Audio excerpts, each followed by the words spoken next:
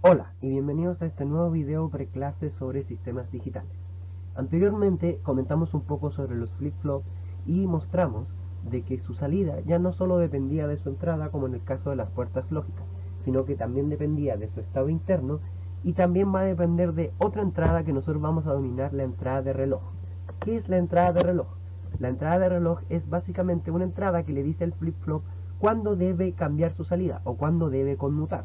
Esta entrada de reloj, que son una serie de pulsos, puede hacer funcionar al flip-flop con los flancos de subida, o sea, cuando pasa desde el 0 al 1, o con los flancos de bajada, que es cuando pasa desde 1 a 0.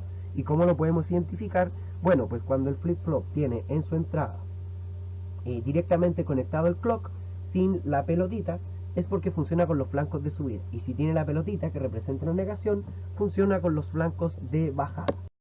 En el caso de un flip-flop JK, si consideramos su tabla de verdad con las distintas combinaciones para sus entradas J y K, lo primero que debemos hacer para determinar su salida es observar con qué tipo de conmutación va a cambiar, si con los flancos de subida o con los flancos de bajada. En el caso de este flip-flop, conmuta con los flancos de subida. Por lo tanto, si nosotros queremos observar cómo cambia la salida del flip-flop, podemos verlo a través de la forma de onda y podemos observar que va a haber un cambio en la salida del flip-flop cada vez que la entrada de reloj pase desde un 0 a un 1. Mientras esta entrada de reloj no pase desde un 0 a un 1, el flip-flop no va a cambiar su salida. Por lo tanto, en el primer caso, al pasar la entrada de reloj a 0 a 1, observamos que en la entrada tenemos J igual a 1 y K igual a 0.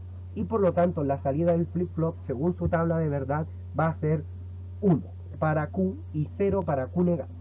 Luego, en el caso del siguiente flanco de subida del clock, observamos que ambas entradas están en 1 y por lo tanto el flip-flop va a cambiar su salida de 1 a 0.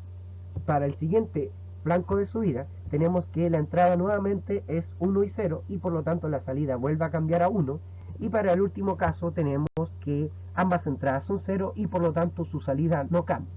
¿Qué es importante en estos casos? Siempre fijarse en los flancos de subida o de bajada de cada flip-flop para ver las conmutaciones. Ahora, además de todas estas entradas, los flip-flop tienen otro tipo de entradas, ¿ya? Que en este caso son asíncronas, que quiere decir que ellas afectan a la salida independientemente de la entrada de reloj. Dos de tales entradas, que son las que más vamos a utilizar en este curso, se etiquetan o se denominan comúnmente como preset, pre, que es inicialización, y clear, que es borrado. En el caso del pre, que es la que estamos observando ahí, al activarse, que por lo general se activan con un 0 al tener la negación en su entrada, fija la salida a 1, independiente del clock. Eso quiere decir que mientras esté la entrada pre activada, la salida del flip-flop siempre va a ser un 1, independiente de la entrada de reloj o las entradas que pueda tener. Y en el caso de la entrada con clear ocurre lo mismo, pero la salida es un 0.